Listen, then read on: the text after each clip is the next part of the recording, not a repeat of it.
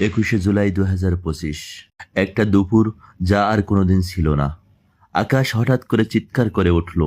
একটা যুদ্ধ বিমান ছুটে এলো। কেউ কিছু বুঝে ওঠার আগেই বিস্ফোরণ, ধ্বংসস্তূপ, আতঙ্ক। একটি যুদ্ধ বিমান বিধ্বস্ত হলো মাইলস্টোন কলেজের প্রাইমারি ভবনের উপর, যেখানে ক্লাস নিচ্ছিলেন মেহেরিন চৌধুরী। ভবন ভেঙে পড়েছে, আগুন ছড়িয়ে পড়েছে চারপাশে। শিশুরা কাঁদছে, কেউ জানালা দিয়ে ঝাঁপাচ্ছে, কেউ গায়ে আগুন নিয়ে দৌড়াচ্ছে। হৃদয় বিদারক সেই মুহূর্তে একজন মানুষ সামনে এগিয়ে এলেন। সেই ভয়াবহ ধোঁয়ার মধ্যে শোনা গেল তার কণ্ঠ, ভয় পেও না, আমি আসি। তিনি পালিয়ে যাননি, তিনি ফিরেও যাননি নিজের সন্তানদের কাছে। তিনি ঝাঁপ দেন সেই আগুনে, যেখানে অন্য কেউ ঢুকতেও ভয় পেত। একটি করে বাচ্চাকে কোলে তুলে নিয়ে বের করেন, একটি, দুটি, তিনটি, 20টি শিশুকে আগুনের মধ্য থেকে তিনি জীবিত বের করেন। প্রতিবারে তার শরীরের আরেকটা অংশ পুড়ে যায়, কিন্তু মুখে ছিল এক অদ্ভুত শান্তি, এক মায়ের শান্তি। যিনি নিজের গায়ে আগুন মেনে নিয়েছেন, তার সন্তানেরা যেন বেঁচে থাকে। তার নিজের বাঁচার সুযোগ ছিল।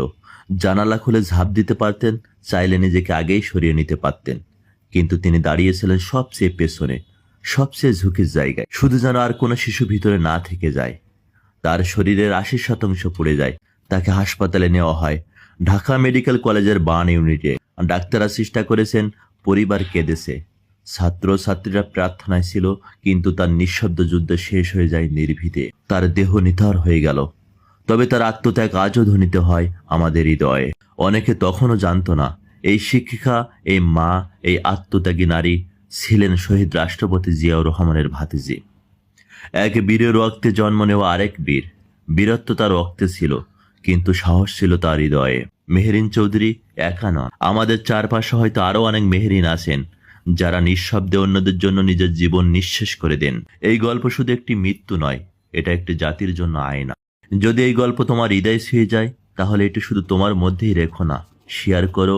একজন মানুষের আত্মত্যাগ যেন হারিয়ে না যায় নিঃশব্দে।